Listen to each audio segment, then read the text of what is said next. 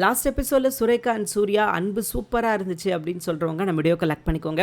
ஆமாங்க, last episode ரொம்பவே நல்லா இருந்துச்சு அப்படின்னு சொல்லலாம். அண்ணன் தங்கச்சி பாசம் அண்ட் அன்னி கூட நேசம் அப்படின்னு சொல்லிட்டு பிரிச்சு விட்டுட்டாங்க. உண்மையிலே இப்போதைக்கு நடந்த விஷயங்கள்ல இதுதான் ஒரு சூப்பரான எபிசோடு அப்படின்னு சொல்லலாம். அவ்வளவு சூப்பரா இருந்தது. ஸோ பார்க்குறது உங்களுக்கே தெரியும், அவ்வளோ ப்ளசண்டாக அவ்வளோ அழகாக கொண்டு போயிருந்தாங்க. அண்ட் இதுக்கப்புறம் என்ன நடக்க போகுது அப்படின்றத பார்க்கலாம். ஸோ லாஸ்ட் எபிசோட்ல எதோட முடிச்சிருந்தாங்க அப்படின்னா, இந்த மாதிரி குழந்தை வேணும் அப்படின்ற ஒரு டாக் வருது. அப்போ சுரேகா போய் எப்போ எங்க அண்ணியை வந்து அம்மாவாக்க போற அப்படின்ற மாதிரி கேட்டுக்கிட்டு இருக்காங்க. அதோட தான் எபிசோட் முடிச்சிருந்தாங்க. சூர்யா ஷாக்ல இருந்தார் இல்லையா. பட் இப்போ என்ன பிரச்சனை அப்படின்னு பார்த்தீங்கன்னா, ரெண்டு பேரும் ஒருத்தரை ஒருத்தர் விரும்புறாங்க.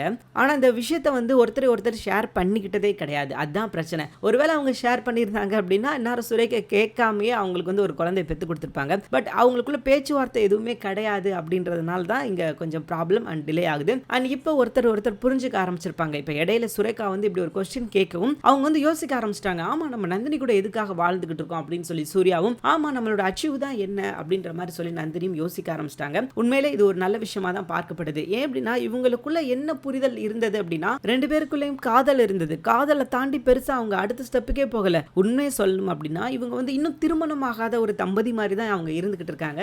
ஸோ அதுதான் அவங்கள வந்து கொண்டு போய்கிட்டு இருக்குது அப்படின்னு சொல்லலாம். இப்போ சுரேகா கேட்ட கேள்விகள், சுரேகாவோட எதிர்பார்ப்பு, இவங்க எல்லாத்தையும் பார்த்தீங்கன்னா அவங்க யோசிக்க ஆரம்பிச்சிட்டாங்க. ஓகே, நம்ம என்ன பண்ணிக்கிட்டு இருக்கோம், நம்ம எதை நோக்கி போறோம் அப்படின்ற விஷயத்தை அவங்க புரிஞ்சுக்க ஆரம்பிச்சிட்டாங்க.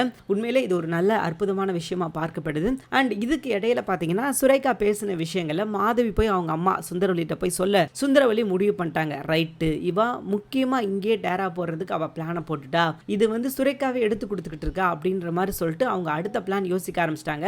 அடுத்து அவங்களோட பிளான் என்னவா இருக்குது அப்படின்னு பார்த்தீங்கன்னா, எவ்வளோ சீக்கிரம் முடியுமோ அவ்வளோ சீக்கிரம் நந்தினியை வந்து இந்த வீட்டை விட்டு வெளியே துரத்தணும். நடக்கிற விஷயமா கொஞ்சமாவது யோசிங்க மேடம். இவ்வளோ நாள் வரைக்கும் அந்த விஷயத்தை தான் ட்ரை பண்ணிட்டீங்க. கிட்டத்தட்ட 600 எபிசோடு வந்துருச்சு. உங்களால் ஒரு சின்ன செங்கலை கூட அசைக்க முடியல. ஸோ இதுக்கப்புறமா உங்களால் முடியும், எதுவுமே நடக்க முடியாது.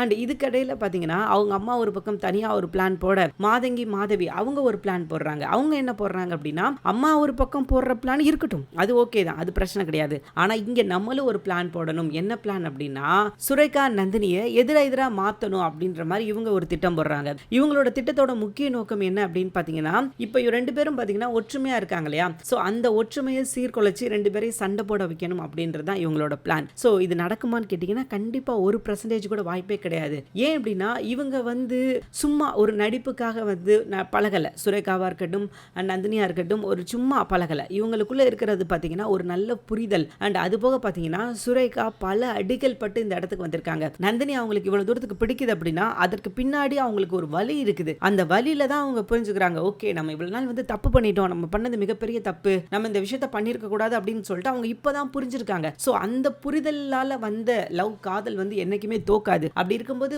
அவங்க மேல வச்சிருக்கிற பாசம், அதாவது சுரேகா நந்தினி மேல வச்சிருக்கிற பாசம் 100க்கு 100 உண்மையான ஒரு பாசம். இதை யார் வந்தாலும் பிரிக்க முடியாது அப்படின்றதான் உண்மை. ஸோ பார்க்கலாம் இதுக்கப்புறம் என்ன நடக்குது அப்படின்னு சொல்லி. தேங்க்யூ ஃபார் வாட்சிங்.